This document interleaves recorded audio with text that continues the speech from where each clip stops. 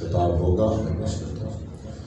خدا سے محمد کو معراج کی شب ہنسی ایک تحفہ ملا فاطمہ ہے. خدا سے محمد کو معراج کی شب ہنسی ایک تحفہ ملا فاطمہ ہے. خدا سے محمد کو معراج کی شب ہنسی ایک تحفہ ملا فاطمہ ہے. ہنسی ایک تحفہ ملا فاطمہ ہے. کرے ناز خود حل عطا جس عطا پر عطاؤں پہ ایسی عطا فاطمہ ہے. کرے ناز خود حل عطا جس عطا پر عطاؤں پہ ایسی عطا فاطمہ ہے. خدا سے محمد کو معراج کی بی بی کی عظمت پر بلند صلوات. معراج کی شب ہنسی ایک تحفہ ملا فاطمہ ہے. خدا سے محمد کو معراج کی شعر پڑھتا ہوں. نبوت کی دختر ولایت کا جھومر امامت کی مادر طہارت کا محور. نبوت کی دختر ولایت کا جھومر امامت کی مادر طہارت کا محور. کسے اس قدر عظمتیں مل سکی ہے شرف یہ فقط آپ کا فاطمہ ہے. کسے اس قدر عظمتیں مل سکی ہے شرف یہ فقط آپ کا فاطمہ ہے. خدا سے محمد کو معراج کی. سبحان اللہ، کیا عظمتیں ہیں آپ آزادی کی. میں شعر پڑھتا ہوں. نہ مریم نہ ہوا نہ سارا نے پایا ملا آپ کو کبریا سے یہ رتبہ. ملا آپ کو کبریا سے یہ رتبہ. علی تو ہے مشکل کشا دو جہاں کے. علی کی بھی مشکل کشا فاطمہ. علی تو ہے مشکل کشا دو جہاں کے. علی کی بھی مشکل کشا فاطمہ ہے.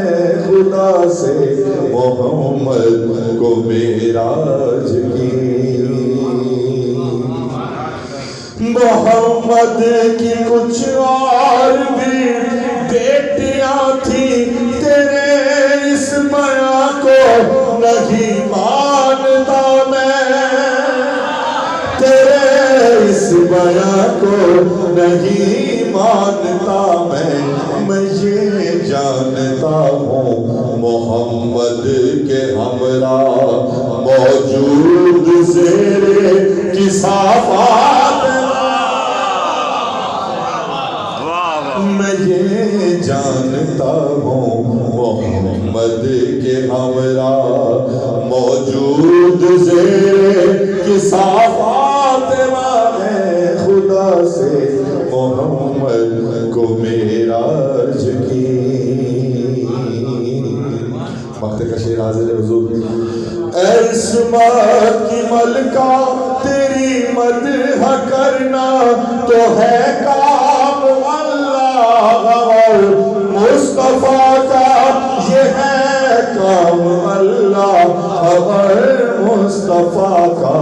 وہ جس کی کوئی انتہا بھی نہیں ہے سہیل ایسی ایک ابتدا فاطمہ ہے. خدا سے محمد کو معراج کی شب ہنسی ایک تحفہ ملا فاطمہ ہے، کرے ناز خود حال عطا جس عطا پر عطاؤں پہ ایسی عطا فاطمہ ہے، خدا سے محمد کو میرا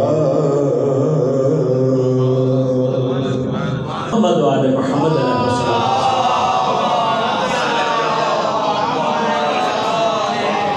اب چونکہ اہل بیت اطہار اللہ کے تمام اسماء اور صفات کی تجلی تام بن کر آئے ہیں، لہذا اہل بیت اطہار جس منزلت پر ہیں کائنات خلق میں وہ فضیلت کا آخری مرحلہ ہے، لیکن اہل بیت ہمارا ہاتھ پکڑ کے ہم جیسے جو دنیا میں زیرو آتے ہیں ان کو کہاں تک پہنچا سکتے ہیں؟ فرمایا کوئی واقعاً ہماری محبت کو اختیار کر لے ہم اسے منا اہل البیت تک پہنچا سکتے ہیں۔ اس سے بڑا کوئی فضل ہو سکتا ہے، اس سے بڑا کوئی مقام ہو سکتا ہے کہ جو مقام اللہ نے اہل بیت اطہار کے لیے قرار دیا ہو، مجھ جیسا گناہگار اس جگہ تک پہنچنے کی صلاحیت پیدا، یہ وہ کمال کا مرحلہ ہے جس کے لیے اللہ تبارک و تعالیٰ نے اہل بیت اطہار کو اپنے تمام اسماء اور صفات کی تجلی بنا کر ان تمام معصومین کے اندر، ان کے درمیان، چاہے وہ انبیاء ہو، چاہے وہ اوصیاء ہو، چاہے وہ اولیاء ہو، چاہے وہ ائمہ ہو، چاہے وہ سیدۃ النساء ہو، ان تمام کے درمیان میں اللہ نے جس کو اپنے اسرار، اپنے اسماء و صفات سری کی تجلی بنایا ہے وہ ذات گرامی حضرت سیدہ سلام اللہ ہے۔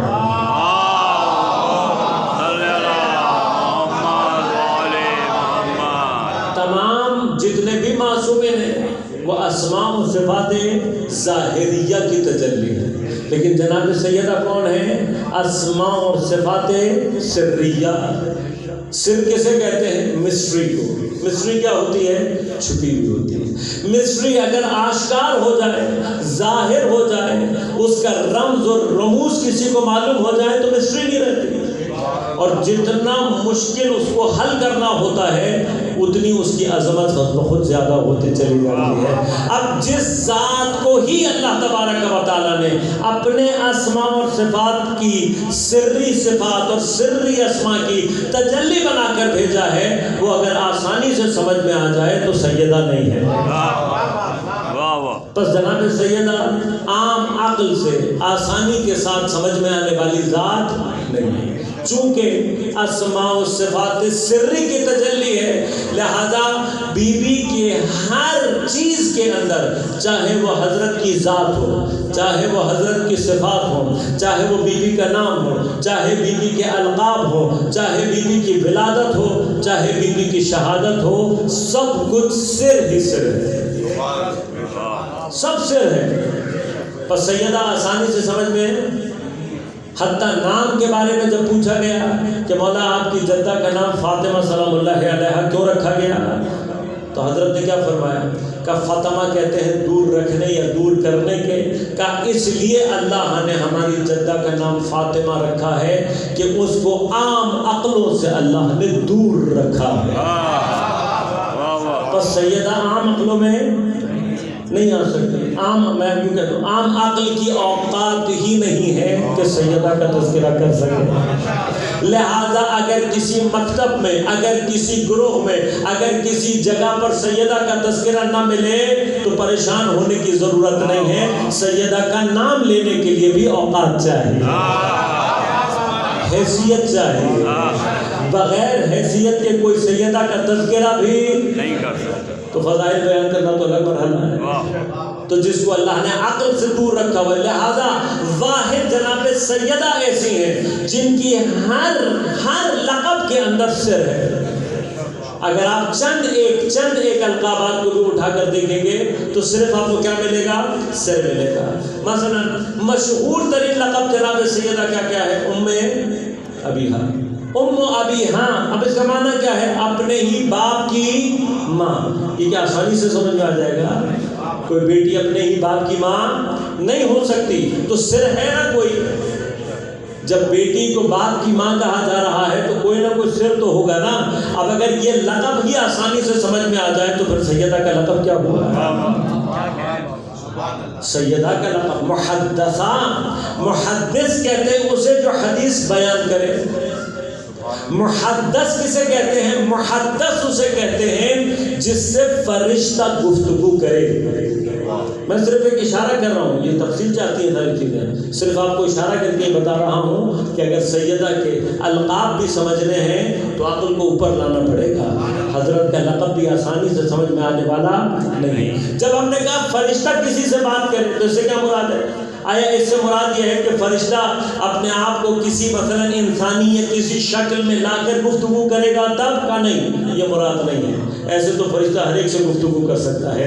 تو کہا محدث کسے کہتے ہیں؟ کہا محدث صرف وہ ہوتا ہے جو فرشتے کو اس کی حقیقت نورانیہ کے ساتھ درک کر کے اس سے گفتگو کرے. جب کوئی فرشتے کو اس کی حقیقت نورانیہ کے ساتھ درک کرنے کی صلاحیت پیدا کر لے تو جو گفتگو وہ فرشتے سے کرتا ہے وہ بات چیت نہیں کہلاتی, وحی کہلاتی.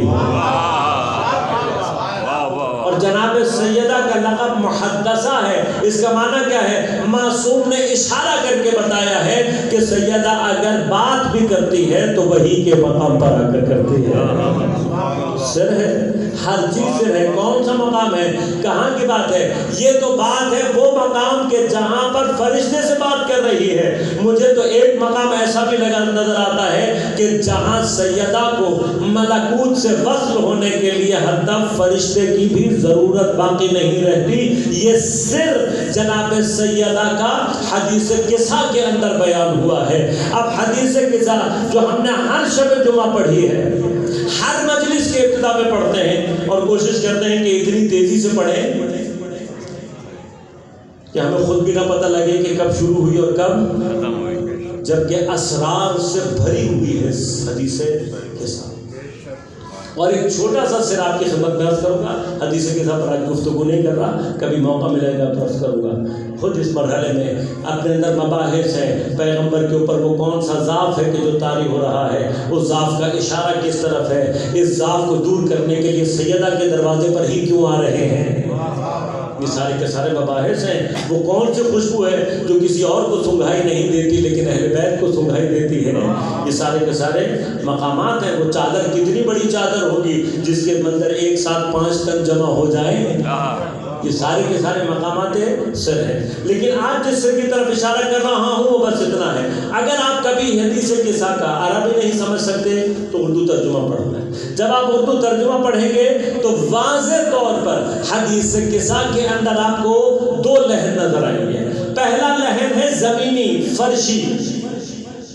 بابا آئے, مجھ سے کہا, چادر لی, چادر میں بیٹھ گئے. چادر میں آتے ہی چہرہ جگمگانے لگا. حسن آئے, پوچھا, چلے گئے. حسین آئے, چلے گئے. علی آئے, چلے گئے. میں بھی چلی گئی. بابا نے دعا کر دی. جہاں دعا کے الفاظ زمین پر ختم ہو رہے ہیں, ختم ہو رہے ہیں. اللہم انا ہؤلاء اہل بیتی وخاصتی وحامتی لحمہم لحمی ودمہم دمی یؤلمنی ما یؤلمہم ویحضننی ما یحضن. انا حرب لمن حاربہم وسلم لمن عدو لمن عداهم ومحب لمن احبهم انهم مني وانا منهم فاجعل صلواتك وبركاتك ورحمتك وغفرانك ورضوانك علي وعليهم واذهب عنهم الرجس وطهرهم تطهيرا.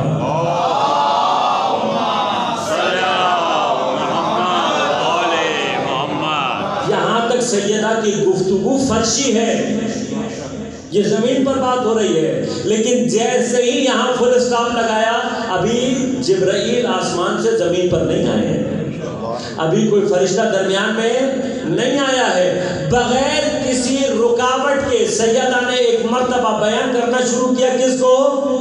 عرش کو. پروردگار نے اپنے عرش پر آواز دی, یا ملائکتی و یا سکان سماواتی. اب مجھے نہیں پتا کہ خدا کی یہ آواز سیدہ تک کیسے اور کون پہنچا رہا ہے. ابھی تو سارے فرشتے آسمان پر ہیں. یہ تو ساری داستان عرش کی ہے, جو فرشتے کے بغیر عرش کو ویسے ہی دیکھتی ہو جیسے فرش اس کو دکھائی دیتا ہے, اسے سیدہ کہتے ہیں. وہ مقامات ہیں، سیدہ سر ہی سر ہیں، اسرار ہی اسرار ہیں. لہذا جناب سیدہ کا جو بھی زیارت نامہ ہے وہ جن الفاظ سے شروع ہوتا ہے وہ سارے کے سارے کیا ہیں؟ سر. یا ممتحنۃ امتحنک اللہ الذی خلقک قبل ان یخلقک فوجدک لممتحنک صابرا. ترجمہ جا کر دیکھیے.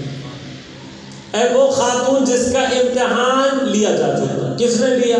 امتحنک اللہ الذی خلقک. تیرا امتحان اس اللہ نے لیا جس نے تجھے خلق کیا. یہاں تک کوئی مشکل نہیں ہے. مشکل اس کے بعد شروع ہوتی ہے. کب لیا؟ قبل ان یخلقک، اس سے پہلے کہ تجھے خلق کرے تیرا امتحان لیا. ووجدک لممتحنک صابرا، اور اس امتحان میں تجھے اس نے صابرہ اور کامیاب پایا. تو گھر جا کر کبھی سوچنا کہ جو ابھی خلق نہیں ہوئی تھی امتحان دے بھی رہی تھی اور اس میں کامیاب بھی ہو رہی تھی. تو یہ کون سی منزل ہے؟ یہ کون سا مقام ہے؟ اگر یہ اتنی آسانی سے سمجھ میں آ جائے تو پھر سیدہ کی فضیلت ہر چیز میں سر ہے. لہذا جناب سیدہ سلام اللہ علیہا سے متعلق تمام مقامات سر ہے. لہذا اسی اسم مبارک فاطمہ سے ایک اور سر کو ہٹاتے ہوئے جب معصوم سے پوچھا گیا کہ آپ کی والدہ یا ماجدہ جدہ کا نام فاطمہ کیوں رکھا گیا، تو فرمایا فاطمہ کا معنی کیا ہے؟ دور رکھنے یا کرنے کے.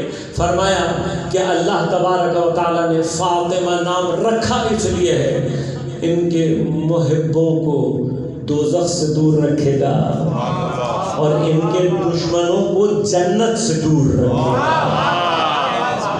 لہذا اگر کسی قلب میں ذرہ برابر بھی احترام جناب سیدہ موجود ہے، ذرہ برابر بھی احترام اور محبت جناب سیدہ موجود ہے، وہ جہنم میں نہیں جا سکتا. اور جس کے دل میں ذرہ برابر بھی بغض اور کینہ ہے جناب سیدہ سے، وہ جنت میں جا. احترام کہاں تک پہنچا سکتا ہے انسان کو سیدہ کا. تو اس مرحلے کو بھی سید الشہداء نے کربلا میں ظہور.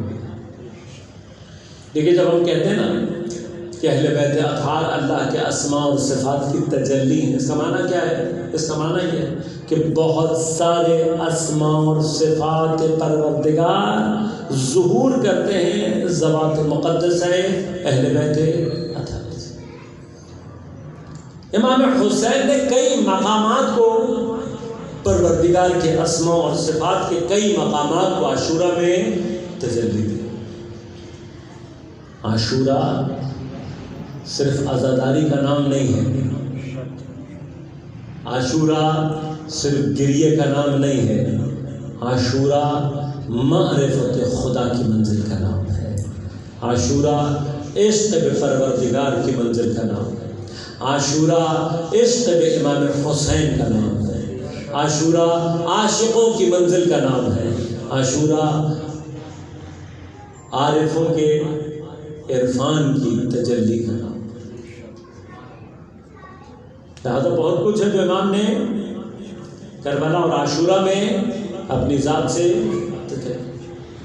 پروردگار کے اسماء اور صفات میں سے ایک صفت کیا ہے؟ پروردگار تواب ہے، توبہ قبول کرتا ہے، رحیم ہے، رحم کرتا ہے، عفو کرتا ہے، معاف کر دیتا ہے. کتنا اس کی تجلی امام حسین نے کربلا میں. لیکن ساتھ ہی ساتھ ایک مقام وہ بھی ہے کہ جہاں پر اس بات کو بھی تجلی دی ہے کربلا میں کہ اگر کسی دل کے نہاں خانے میں سیدہ کا احترام موجود ہو تو یہ محبت کس طریقے سے انسان کو، یہ محبت کس طریقے سے انسان کو جہنم سے دور کرتی ہے اور بہشت کے اعلیٰ ترین مقامات پر پہنچانے کی قوت رکھتی ہے. یہ کہاں سے ظہور ہوا؟ یہ مرحلہ ظہور پذیر ہوا ہے کربلا میں جناب حر علیہ السلام. واقعات آپ کی خدمت میں موجود ہیں، میں زیادہ تفصیل میں نہیں جاؤں گا، صرف 2 ہی مقامات درج کروں گا آپ کی خدمت میں اور پھر اپنے مطلب کی طرف بڑھوں گا۔ آپ جانتے ہیں جناب حر سے امام حسین کی ملاقات غالباً مقام ذو حسن پر، پیاس سے حضرت حر کا لشکر لڑا، امام نے پانی پلایا، پانی پلانے کے بعد نماز پڑھی تو حر نے امام کی اقتداء میں نماز پڑھی، لیکن اس کے بعد جب امام نے کوفہ کی طرف جانا چاہا تو حر مانے ہوا، واپس پلٹنا چاہا حر مانے ہوا، اور اسی کشمکش کے دوران ایک مقام پر حر نے ایک جسارت کی، اور وہ جسارت کیا ہے؟ سید الشہداء کے گھوڑے کی لگام پر ہاتھ ڈالا۔ ابھی چھوٹا مرحلہ نہیں، اس وقت سید الشہداء زمین پر اللہ کے امر کی تجلی ہے، خلافت الہیہ اور اوامر الہیہ کو جاری کرنے والے خلیفۃ اللہ ولی اللہ، حضرت کے گھوڑے پر کی لگام پر ہاتھ ڈالنا یعنی خدا کے امر کو جاری ہونے سے روکنے کی کوشش، تو یہ جسارت ہے۔ لیکن کیا یہ جسارت روز عاشوراء امام کے قاتل، امام کے ساتھیوں کے، انصار کے بچوں کے قاتلوں سے زیادہ بڑی ہے؟ کیا یہ جسارت جو حر نے کی ہے شمر کی جسارتوں سے زیادہ ہے؟ کیا یہ جسارت عمر سعد کی جسارتوں سے بڑھ کر ہے؟ کبھی آپ نے سوچا امام حسین جیسا کریم امام شمر جس وقت پورے لشکر کو امام کے انصار، امام کے اصحاب، امام کے ساتھیوں، امام کے بچوں، بھائیوں کو، بھتیجوں، بھانجوں کو قتل کرنے کے بعد حضرت کے سینہ اطہر پر سوار ہے، ہاتھ میں خنجر، تب بھی امام کیا کہہ رہے ہیں؟ شمر اگر توبہ کر لے تو میں جمانان جنت کا سید و سردار اب بھی تجھے جنت کی ضمانت دینے کے لیے تیار۔ اس قدر کریم امام کا حسین۔ کتنے واقعات ہیں ائمہ کی حیات میں؟ شام سے بندہ آیا ہے، مدینہ آ کر امام حسن مصطفیٰ علیہ السلام کو پہچان کرتے، اسے بتایا کہ امام حسن ہے، حضرت کی خدمت میں جسارت ہے۔ ان تمام جسارتوں کے بدلے میں امام نے کیا فرمایا؟ فرمایا لگتا ہے تو مسافر ہے، اگر جگہ نہیں ہے ہم تجھے جگہ دیں، اگر بھوکا ہے کھانا کھلائیں، اگر مقروض ہے تیرا قرض عطا کر۔ اور صرف کہا نہیں، لے گئے گھر، دعوت بھی کی، ٹھہرایا بھی، کھانا بھی کھلایا۔ 3 دن بعد کیا کہتا ہوا جا رہا تھا؟ اللہ اعلم حیث یجعل رسالتہ، اللہ کو پتا ہے اپنی رسالت کو کہاں قرار دے۔ تو اتنے کریم مولا سے میں نے امام حسین سے کسی کے لیے اتنا سخت جملہ نہیں سنا جتنا حر کے لیے سنا، صرف لگام پہ ہاتھ ڈالی ہے۔ لیکن امام نے کیا کہا؟ امام نے کہا ثقلت کا امک، اے حر تیری ماں تیرے خم میں روئی۔ سخت جملہ ہے، نعوذ باللہ، یہ جملہ گالی نہیں ہے، سب نہیں ہے، شتم نہیں ہے، ائمہ اس سے مبرہ اور منزہ ہے، کیونکہ جملہ سخت ہے، اور خاص طور پر عرب کے کسی جوان مرد کو کہہ دیا جائے تو اس جملے پہ قتل ہو جاتا۔ عرب میں یہ جملہ گرچہ سب میں نہیں آتا، شتم نہیں ہے، لیکن جملہ سنگین۔ پہلے اس مرحلے کو حل کرو۔ کبھی آپ نے سوچا کہ حر کی جسارت کیا اتنی بڑی تھی کہ امام حسین اس کے لیے اتنا سخت جملہ استعمال کرے؟ تو کبھی آپ نے سوچا کہ امام حسین نے اتنا سخت جملہ کیوں کہا؟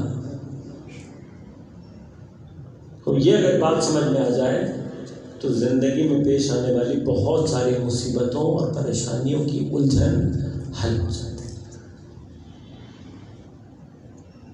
سمجھ میں تو ہمیں بھی نہیں آیا، لیکن جس طرح سے خود ائمہ اللہ تبارک و تعالیٰ کی اسماء اور صفات کی تجلی ہے، علماء اور عرفاء اہل بیت اطہار کی صفات کی تجلی۔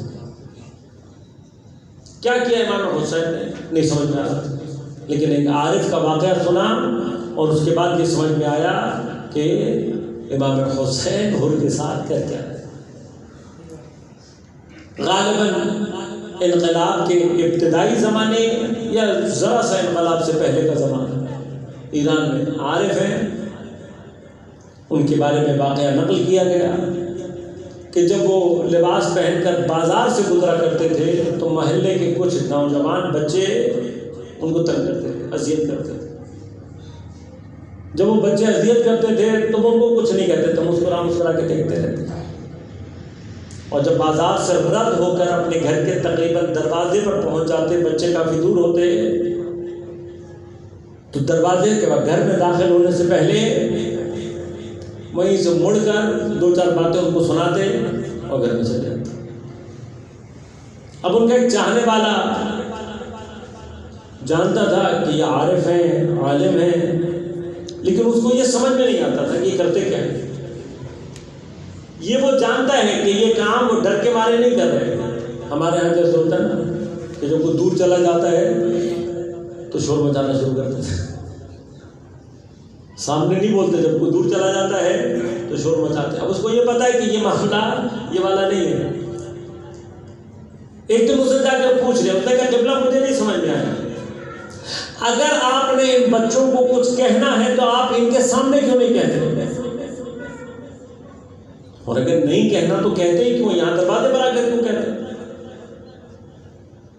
اگر آپ نے کہنا ہی ہے وہ کچھ ان کے سامنے کہیں، نہیں کہنا تو مت کہیں، دور آ کر اپنے گھر کے دروازے پر پلٹ کر کچھ کہہ کر اور چلے جاتے ہیں۔ تو مسکرا کر کہنے لگے کہ اللہ مجھے پتا ہے ان بچوں کے دل پاک ہیں، دل صاف ہے ان کے، یہ ہمیں جانتے پہچانتے نہیں ہیں، ان کو بتایا نہیں گیا ہے، یا بتایا بھی گیا تو غلط بتایا گیا ہے، ورنہ ان کے دل پاک ہیں۔ یہ دین دشمن نہیں ہے، یہ خدا دشمن نہیں ہے، جوان ہے، دل پاک ہے ان کے۔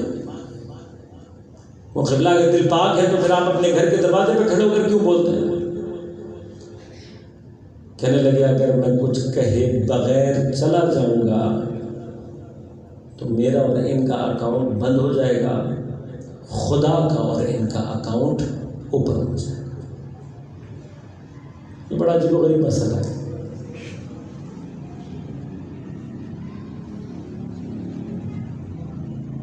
ہمیں اگر کوئی کچھ کہہ دیتا ہے تو ہم جواب دینا اپنے لیے واجب سمجھتے ہیں، اور جواب دے لینے کے بعد بھی یہ کہہ رہے ہوتے ہیں خدا پوچھے گا تو خدا کیوں پوچھے گا جب آپ نے خود پوچھ لیا تو خدا تو اس وقت پوچھے گا جب آپ نہیں پوچھیں گے۔ آپ چپ ہو جائیں، آپ خدا پر توکل کریں اپنے معاملات کو، جب خدا پر چھوڑیں گے تو خدا پوچھے گا، لیکن جب آپ نے اپنی کارروائی پوری کر دی تب خدا کو آپ نے کچھ چھوڑا ہوگا تو خدا کرے گا۔ لہذا اگر واقعاً خدا پر چھوڑنا تو خاموشی اختیار کریں۔ بالعکس بھی اگر ہم کسی کو کچھ کہہ دیتے ہیں اور وہ خاموشی سے چلا گیا تو ہم بڑے خوش ہوتے ہیں کہ دیکھا کیسا چپ کر رہا ہے، میں نے بول نہیں سکا میرے آگے۔ اور آپ کو یہ نہیں پتا کہ اگر وہ خاموشی سے چلا گیا ہے، اپنا تو اکاؤنٹ اس نے بند کر دیا ہے، آپ کا معاملہ خدا کے ساتھ کھول دیں۔ لہذا خاص طور پر مومنین کے ساتھ معاملات کے اندر خیال کریں۔ اگر کوئی مومن خاموشی سے چلا گیا اور آپ کا معاملہ اس نے خدا کے ساتھ کھول دیا تو خدا اپنے حق معاف کر دیتا ہے، بندوں کے حق معاف اپنے حق میں رعایت کر لے گا، اپنے بندوں کے حق میں رعایت نہیں کرتا۔ اور یہیں سے ایک مسئلہ ہمارے لیے تاریخ میں اور بھی حل ہوتا ہے۔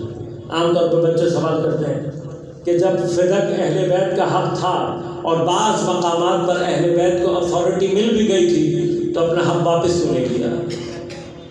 ایک جواب پاسبل جو ہو سکتا ہے وہ کیا ہے، جس نے حق غصب کیا تھا اس کی ذمہ داری ہے پلٹانا،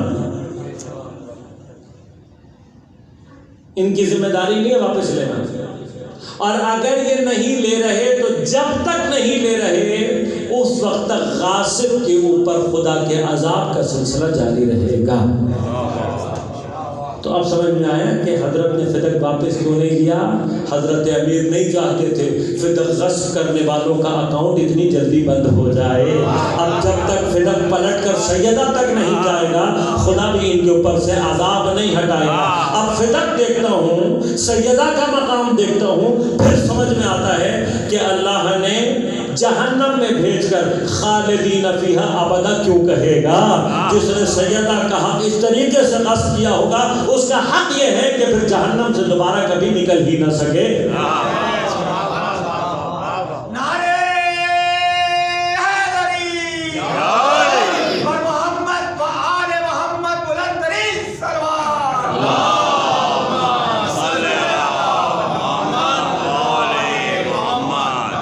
عارف کی بات سے بات کیا سمجھ میں آئی؟ امام حسین جانتے تھے کہ حر کا دل، اگر امام حسین خاموش رہ جاتے حر کبھی بھی عاشور کی شب اس طرف نہیں آ سکتا۔ لہذا جو جسارت اس نے امام حسین کے ساتھ کی تھی، امام حسین نے ایک جملے میں حر کے ساتھ اپنا معاملہ کلیئر کر دیا، لیکن ایک ہی وقت میں حر کے لیے دوسرا امتحان سامنے آ گیا۔ حسین نے کہہ دیا ہے سکولت کا امک، حر سر سے لے کر پیر تک زمین پہ کہاں گیا؟ حر شجاع ہے، جری ہے، بہادر ہے، ایسے ہی سپہ سالار بنا کر نہیں بھیجا گیا ہے، کوفہ کے شجاع ترین افراد میں نام آتا ہے۔ یہ